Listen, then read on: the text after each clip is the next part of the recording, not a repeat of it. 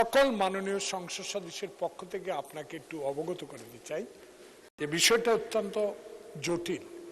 অতীতের কথা বাদই দিলাম, আমাদের নতুন সংসদ সদস্য যেটা বলেছেন তার সাথে একমত পোষণ আমি সব ক্ষেত্রে করতে পারি। একটা বিষয় মাননীয় মন্ত্রীর কাছে জানতে চাই, গণমাধ্যমের স্বাধীনতা গণতন্ত্রকে সুদৃঢ় করে, এটা আমরা শিখে এসেছি যখন ছাত্র রাজনীতি থেকে শুরু করলাম।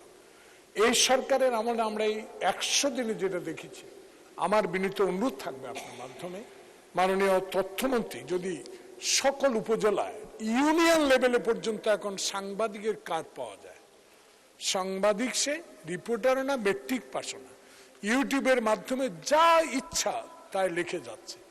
এই বিষয়গুলোকে তথ্য মন্ত্রণালয়ের অধীনস্থ এনে এটার বিষয়ে কোনো সিদ্ধান্ত নেওয়া যায় কিনা, এদেরকে লেখাপড়া কতটুকু বা এদের কার্ডটাকে দেয়, সাংবাদিকের কার্ড আমাদের মধ্যে ঝুলায় কারা, এই বিষয়গুলা মাননীয় মন্ত্রী কি একটু তদন্ত করে দেখবেন, এবং এগুলো বন্ধ না করলে উন্নয়নের ক্ষেত্রে, গণতন্ত্রের ক্ষেত্রে সবকিছু কিন্তু বন্ধ হয়ে যাবে।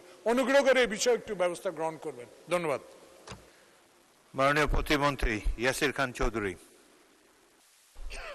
মাননীয় স্পিকার, আপনাকে ধন্যবাদ।